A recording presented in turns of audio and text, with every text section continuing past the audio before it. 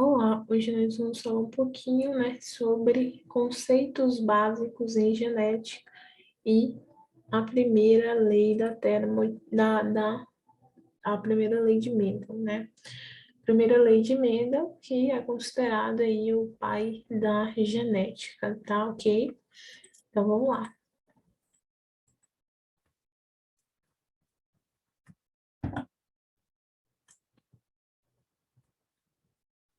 Aqui os conceitos genéticos.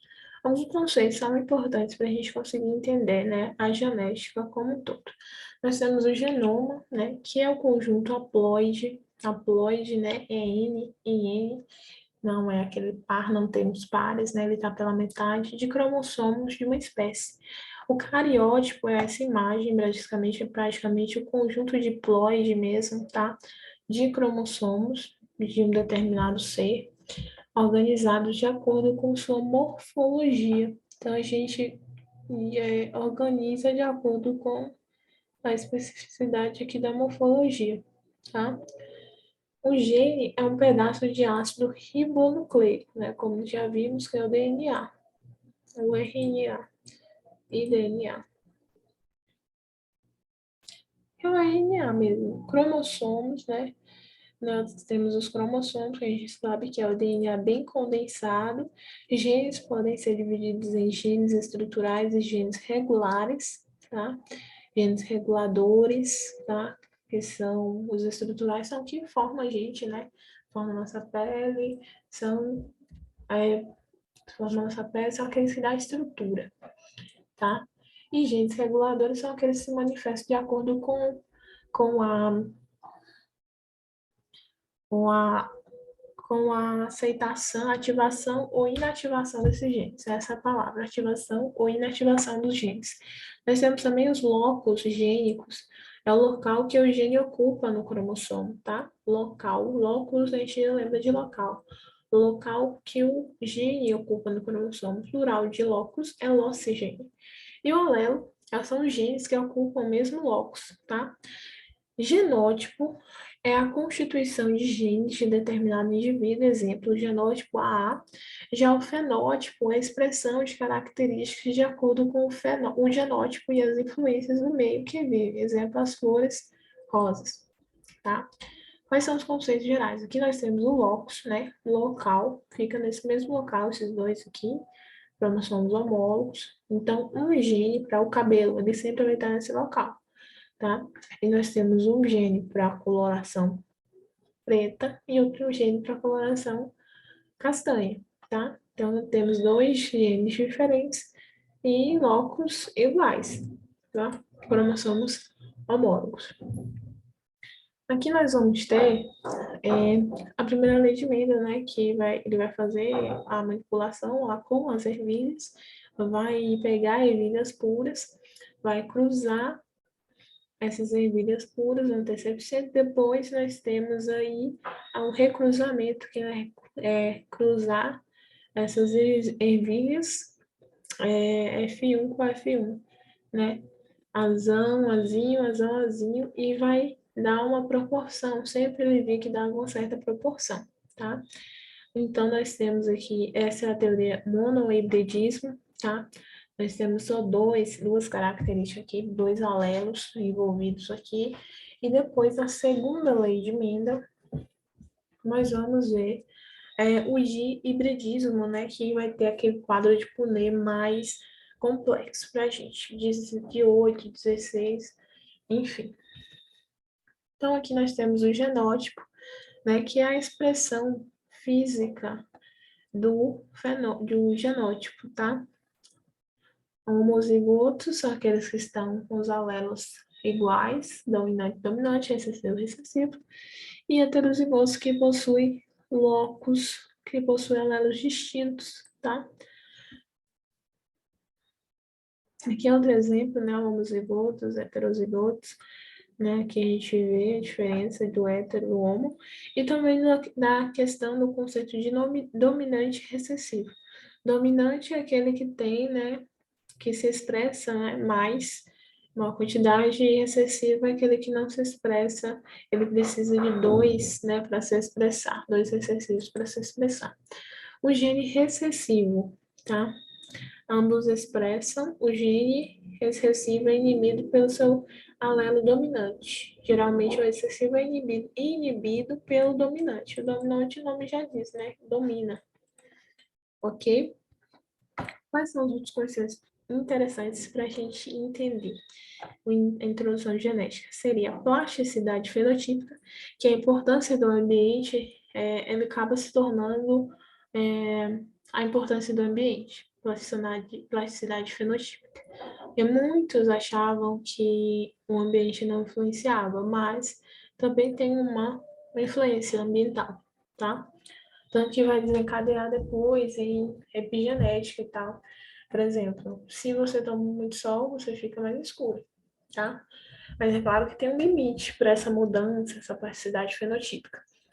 Se estuda demais, você vai ficar mais inteligente. Fenótipo vai é decorrente do genótipo e do meio ambiente, tá? O fenótipo, ele é decorrente de duas variações, duas variáveis, que são o genótipo e o meio ambiente, tá? E o genoma é o conjunto desses genes típicos da espécie, tá? Exemplo, a espécie humana tem 23 cromossomos, tá? Haploides, né? E o conjunto diploide, que é o cariótipo, né? O 23 seria o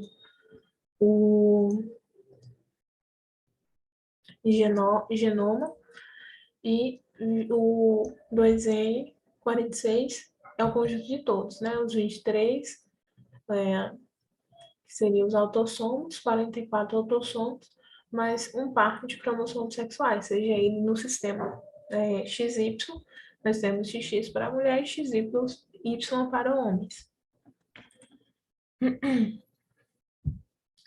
Nós vamos ter aqui, propriamente dita, primeira lei de Mendel ou monohibridismo. Né? Ele pegou o quê? Fez experimentos, pegou duas famílias parentais puras, uma verde, uma totalmente verde e outra amarela, autofecundou a amarela, né? A amarela e a verde, na proporção, e teve a proporção de 3:1. Então, ele pegou azão, azinho, azão, azão, azinho, azinho, né? Cruzou e teve uma proporção de 3 dominantes, 3 que era dominante, acho que era amarela, né?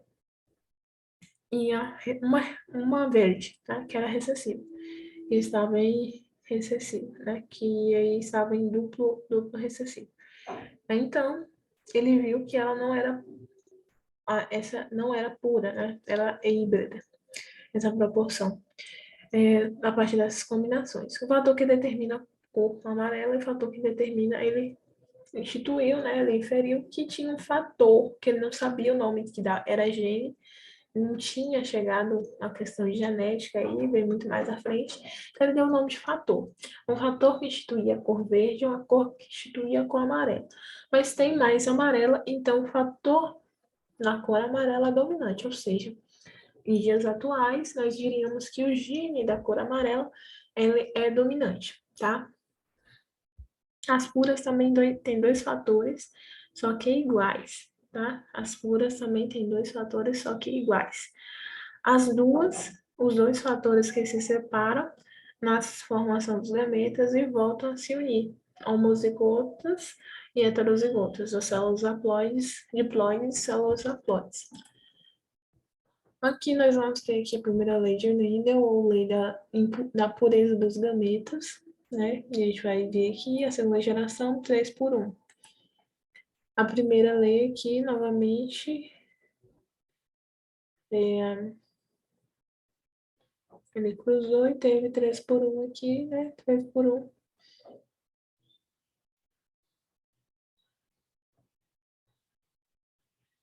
Três amarelos para um verde, 75% e 25%, tá? Primeira lei, né? Primeira lei também recebe o nome de lei de segregação dos fatores, tá? Também chamada segregação dos fatores, ou monohibridismo. Essa lei determina que cada característica é determinada por dois fatores que se separam na formação dos gametas. Mendel chegou a essa conclusão quando percebeu que as linhagens diferentes, com diferentes atributos sempre geram sementes puras e sem alterações ao longo das gerações, ou seja, plantas de sementes amarelas sempre produziam 100% dos seus descendentes com sementes amarelas.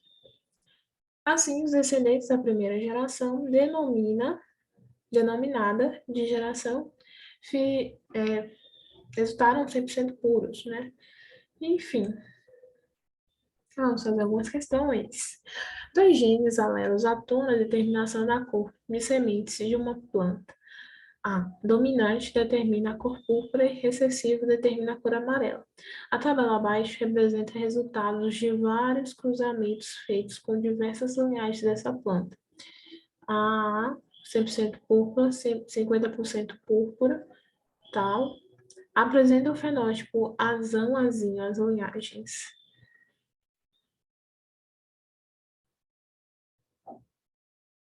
Essa aqui, né? Essa aqui ela é toda recessiva. Essa daqui não, né? Essa aqui é toda recessiva também. Então, é a 2 e a 4, tá? 2, 4, letra C. Bem fácil. Uma pesquisa é uma pequena cidade interiorana do Nordeste brasileiro chamou a atenção de pesquisadores da USP pela alta incidência de uma doença autossômica recessiva neurodegenerativa. As pesquisas realizadas revelaram que é também alto o número de casamentos consanguíneos na cidade. Outro dado interessante levantado pelos pesquisadores foi que a população da cidade acredita que a doença seja transmitida de uma geração à outra do sangue. Pelas informações fornecidas no texto, podemos afirmar que, letra A, pais saudáveis, pais saudáveis de filhos que apresentam a doença são necessariamente homozigotos. Homozigotos não necessariamente. B. Homens e mulheres têm a mesma probabilidade de apresentar a doença, porque é autossômico, né? Então tá relacionado ao sexo, ligado ao sexo. Então é autossômico. Um estudante, ao iniciar o curso de genética, anotou o seguinte: cada caráter hereditário é determinado por um par de fatores, e como estes se separam na formação de gametas, cada gameta recebe apenas um fator do par 2. Cada par de alelos presente nas células diploide separa-se na meiose, de modo que cada célula haploide só recebe um alelo do par. 3. Antes da divisão celular se iniciar, cada molécula de DNA se duplica, e na mitose, as duas moléculas resultantes se separam, indo para células diferentes.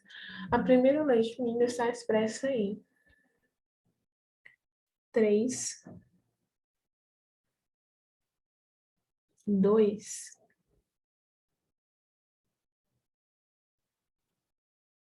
3 e 2. A cada diploide só recebe um par de alelo. Letra D. Sabemos que o albinismo é uma anomalia genética recessiva em que o indivíduo portador apresenta deficiência na produção de melanina em sua pele. Se um rapaz albino se casa com uma menina que produz melanina normalmente, porém que possua mãe albina, qual a probabilidade de o filho desse casal nascer albino? A probabilidade é A, azinho, azinho, e azão, azinho, provavelmente, né? Azão, azinho com azão, não dá, né? Azinho com azinho, tá. Já foi um. Azinho com azão não dá, azinho com azinho dá. Então, nós temos aí dois azinhos, azinhos. Então, é 50%. Observe o que se lê no rótulo de uma garrafa Coca-Cola. Atenção, fenilcetonúricos. Contém fenilalanina A. Fenilcetonúria, PKU, é uma doença hereditária transmitida por herança autossômica de um par de alelos que impede o metabolismo do aminoácido fenilalanina, provocando seu acúmulo nos tecidos, inclusive no tecido nervoso. Em consequência, surge uma deficiência mental acentuada e incurável. Assim, crianças fenilcetonúricas nos primeiros anos de vida, devem evitar limites que contêm fenilalanina, para não se tornarem deficientes mentais. Se um casal normal tiver um filho com essa doença, pode-se concluir que é autossômica, né? É, o gene causando a doença é dominante? Não, porque senão os pais também teriam. Bem, os pais deste doente são homozigotos? Não necessariamente. Se há uma probabilidade de 50% de nascer com outra doença, outra criança doente, não. Em 12 crianças nascidas de casal, provavelmente 3 serão doentes. Sim. A doença de Gaucher, autossômica recessiva, então falamos aqui da doença fenilcetonúria, falamos do albinismo, tá? Que mais? Falamos dessa doença aqui neurodegenerativa, dessas aí. E aqui, doença de Gaucher, autossômica recessiva.